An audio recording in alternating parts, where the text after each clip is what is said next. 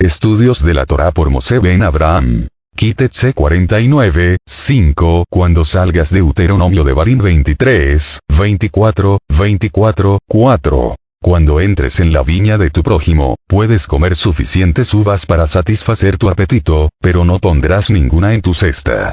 Cuando entres en el campo de tu prójimo donde cosecha granos, puedes arrancar espigas con tu mano, pero no pondrás la hoz en el grano de tu prójimo.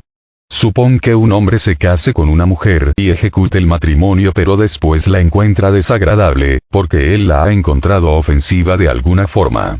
Él le escribe un documento de divorcio, se lo da a ella y la envía fuera de su casa. Ella se va de la casa de él, va y se hace la esposa de otro hombre. Pero al segundo hombre ella le desagrada y él le escribe un documento de divorcio, se lo da a ella y la envía fuera de su casa. O el segundo esposo con el cual ella se casó muere. En tal caso su primer esposo, quien la envió fuera, no puede tomarla otra vez como su esposa, porque ahora ella está profanada. Sería detestable para Adonai, y no traerás pecado en la tierra que Adonai, tu Elohim, te está dando como tu herencia. Comentarios, hechos por su servidor. Esta ley hace una concesión humanitaria en favor de una persona hambrienta. Si alguien tenía hambre mientras caminaba por la propiedad de otro, aquella persona podía comer de la viña o de la mies para satisfacer su hambre. El propósito de esta ley era para proveer ayuda inmediata para la persona que tenía hambre. Ninguna persona pobre debía morir de hambre en Israel. Aquel que era más próspero debía abrir su campo para satisfacer la necesidad del hambriento. Por esta razón una persona hambrienta tenía la libertad de entrar en el campo de otro y satisfacer su hambre. Pero nadie tenía el derecho de recoger lo suficiente para llevar a su casa. Esto sería considerado robo y una violación del octavo mandamiento, más 5, 14. La práctica de permitir a una persona hambrienta comer de la viña y del grano todavía existía en la época del Nt. Yeshua y sus discípulos pasaron por un campo y, como tenían hambre, comenzaron a arrancar espigas y comer del grano para satisfacerse. Mar 12, 1, 8. Mar 2, 23, 28. Divorcio y matrimonio, 24, 1, 4. La disolución del matrimonio por medio del divorcio era una práctica que existía en Israel y en otras naciones del Antiguo Oriente. La legislación deuteronómica procura regular la disolución legal del matrimonio y el matrimonio de la mujer divorciada. Un hombre que tomaba a una mujer para ser su esposa y consumaba el matrimonio por medio de la relación sexual, tenía el derecho de divorciarse de ella si hallaba en ella alguna cosa vergonzosa.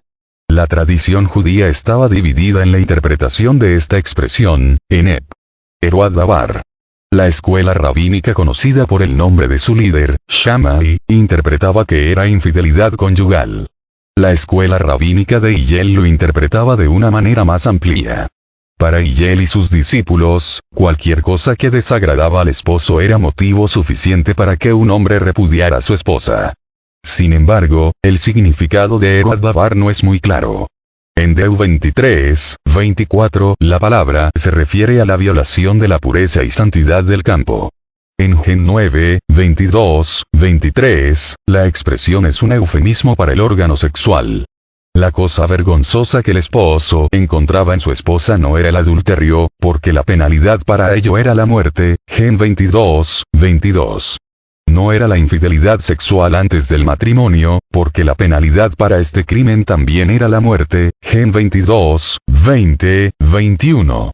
Es posible, por lo tanto, que Eruad Dabar designaba un problema o una actitud que el esposo encontraba en su esposa, que requería de su parte la disolución de su matrimonio por medio del divorcio.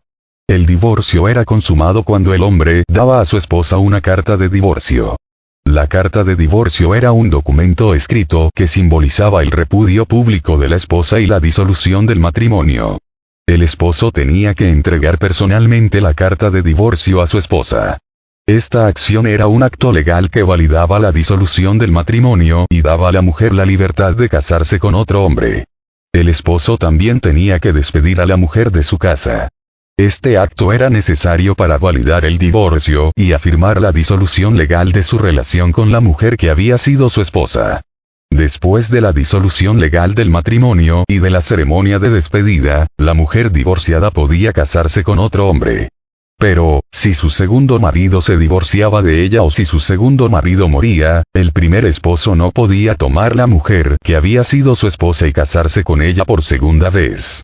La razón para la prohibición del segundo matrimonio era que la mujer había sido mancillada. V. 4. La palabra Eb, traducida a mancillada, aparece en Lev 18, 20, para describir la contaminación del hombre que comete adulterio. Así que el uso de esta palabra para describir el matrimonio de una mujer dos veces divorciada con su primer esposo, sugiere que el segundo matrimonio con una mujer repudiada era moralmente imposible. La unión de la mujer con su segundo esposo no era considerada adulterio. Pero el segundo matrimonio de una mujer divorciada con su primer marido, después de haberse entregado a su segundo esposo, era considerado una abominación delante de Adonai. V. 4. Es posible, por lo tanto, que el propósito de esta ley era para regular el problema del divorcio sin causa. La asociación del segundo matrimonio con la impureza causada por el adulterio es importante. La mujer que vivía con un hombre, después con otro, y que después regresaba a su primer marido, cometía un acto que no agradaba a Elohim, y su acción traía pecado sobre la tierra y contaminaba la relación del pueblo con Elohim. Según el profeta Malaquías, Elohim aborrece el divorcio. Mal 2, 16. Yeshua usó este pasaje para limitar divorcios solamente para casos de adulterio. Mal 5, 31, 32. Una legislación permisiva. Yeshua citó el pasaje de Deuteronomio 24 cuando comentó acerca del matrimonio y el divorcio en Mal 19, 1, 9. Puso énfasis sobre el hecho de que en el principio no era así, indicando que el divorcio fue una legislación necesaria porque los seres humanos no cumplen el ideal de un matrimonio, que dura toda la vida, entre un hombre y una mujer. Desgraciadamente, hasta hoy el divorcio representa el fracaso de la pareja en adaptarse en las relaciones interpersonales de tal manera que puedan vivir sus vidas en armonía y felicidad. Moshe dio las bases para el divorcio debido a las condiciones prevalecientes en su día. Tomó en cuenta las condiciones sociales y la actitud general hacia las mujeres en aquel entonces. Por consiguiente, las leyes tenían como propósito proteger a las mujeres de un tratamiento cruel de parte del esposo. Hoy en día tenemos que adaptar los principios que Moshe dio y aplicarlos a las circunstancias que existen en cada país o región del mundo.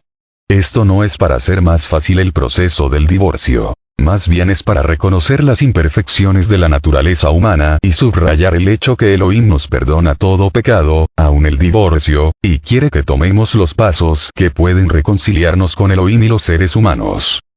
El matrimonio es para toda la vida, por eso dice en la Torá que el hombre se unirá a la mujer y ya no serán más dos, sino una sola carne. Que el Eterno nos ayude a entender esta ley para no causar el divorcio. Ros Moshe.